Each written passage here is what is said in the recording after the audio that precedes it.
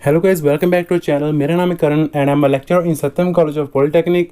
आज हम डिस्कस करने जा रहे हैं स्विचिंग टेक्निक्स के बारे में। देखेंगे कौन कौन सी टेक्निक्स होती है स्विचिंग की। ये हमारे फर्स्ट चैप्टर का लास्ट टॉपिक है। पहले वाले टॉपिक्स जो हैं वो हमारे चैनल पे ऑलरेडी डले हुए हैं। हम कर रहे हैं कंप्यूटर नेटवर्क बेसिक को। अलग से प्लेलिस्ट भी हमने बनाई हुई है, वहाँ पर जाकर भी आप हमारे टॉपिक्स पुराने देख सकते हैं। तो चलो हम देखते हैं कि स्विचिंग टेक्निक्स कौन कौन सी होती हैं। तो चलो देखते हैं। Switch is a networking device. एक नेटवर्किंग डिवाइस होता है। When switch receive data from the one of the connected device, it forwards data only to the port on which the destination system is connected. तो जब switch कोई data receive करता है किसी port से, तो वो उसी पोर्ट पे फॉरवर्ड करता है जिसका डेस्टिनेशन एड्रेस मेंशन होता है। तो स्विच जो होता है वो मेक एड्रेस पे वर्क करता है, मतलब डाटा सेंड और रिसीव करने के लिए वो मेक एड्रेस का यूज़ करता है। इसे एक एनिमेशन से समझते हैं। पीसी 0 है, ये पीसी 1 को डाटा सेंड करना चाह रहा है। तो सबसे पहले ये डाटा स्विच के पास जाएगा और इसमें मैक एड्रेस मेंशन है।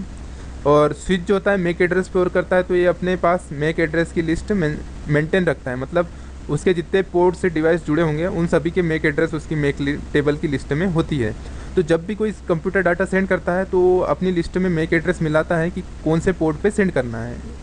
तो वो सबसे पहले चेक करेगा कि कौन से पोर्ट का मैक एड्रेस यहाँ मेंशन है, और जिस भी पोर्ट का मैक एड्रेस मेंशन होगा तो डाटा सिर्फ उसी को सेंड करेगा। हब हब जो हमने पढ़ा था पिछले वीडियो में, तो हब के साथ ऐसा नहीं था। वो जैसे कोई डाटा रिसीव किया उसको नेटवर्क में ब्रॉडकास्ट कर देता था। और स्विच जो है फुल डुप्लेक्स डिवाइस है, मतलब एट ए टाइम वो डाटा सेंड भी कर सकता है और at a time data receive भी कर सकता है, इसलिए हम इसे फुल डुप्लेक्स डिवाइस कहते हैं। बाकी हब जो है हाफ डुप्लेक्स डिवाइस था, वो एट ए टाइम या तो डाटा सेंड कर सकता था या तो रिसीव कर सकता था। तो और जो स्विच की जो वर्किंग है, तो सबसे पहले जैसे इस कंप्यूटर से डाटा जा रहा है इसके पास, तो ये सबसे पहले सोर्स का मैक एड्रेस देखता है। उसके बाद जिस पीसी को डाटा सेंड करने का रहता है डेस्टिनेशन एड्रेस, उसका मैक एड्रेस देखता है और उसका डाटा ट्रांसमिट करता है। और उसके बाद एक साइकिल चलती है, साइकिल रिडंडेंसी चेक। तो ये लास्ट स्टेप जो होती है, इसमें चेक किया जाता है कि जो डाटा हमने भेजा था वो विदाउट एनी एरर पहुंच चुका है या नहीं पहुंचा है। इसको हम और बहुत अच्छे से समझेंगे सिस्को पैकेट ट्रेसर पे। तो इसके बाद इसके कुछ इंपॉर्टेंट पॉइंट डिस्कस करते हैं। तो स्विच जो होता है लेयर 2 डिवाइस होता है, मतलब डेटा लिंक लेयर डिवाइस होता है।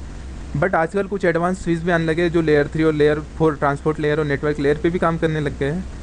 इन्हें हम मल्टी लेयर स्विच कहते हैं, और ये मोर एडवांस होते हैं और ये राउटर की तरह भी वर्क करते हैं।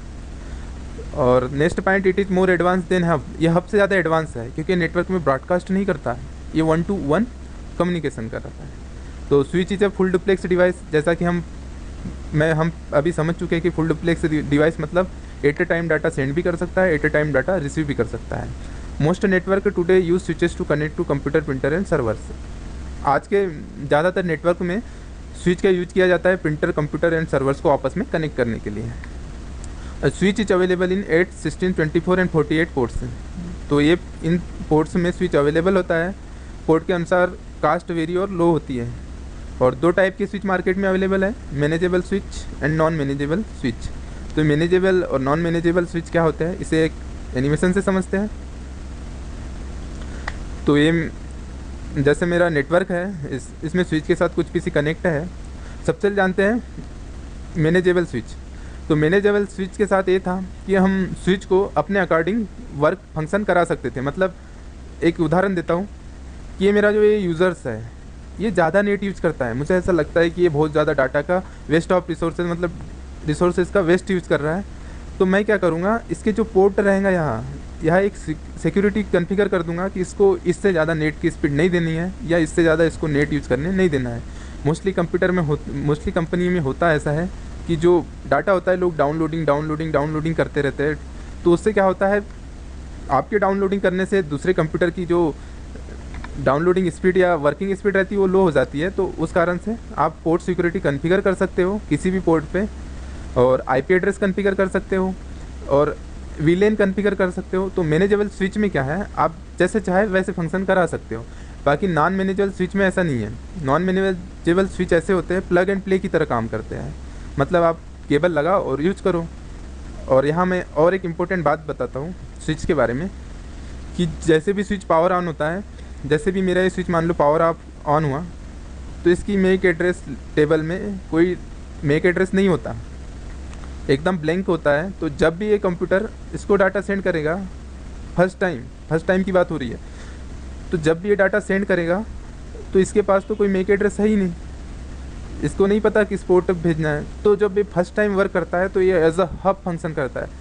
जब पहली बार इसके पास अगर कोई मेक एड्रेस ना हो तो ये नेटवर्क में इसको ब्रॉडकास्ट कर देगा। अब ये पीसी इसको डाटा सेंड करना चाह रहा था, तो इसका एक्नॉलेजमेंट जाएगा। तो जैसे ये डाटा सेंड कर रहा है तो इसका मेक एड्रेस इसने लिख लिया कि मेरा इस पोर्ट से ये वाले मेक एड्रेस का पीसी जुड़ा हुआ है।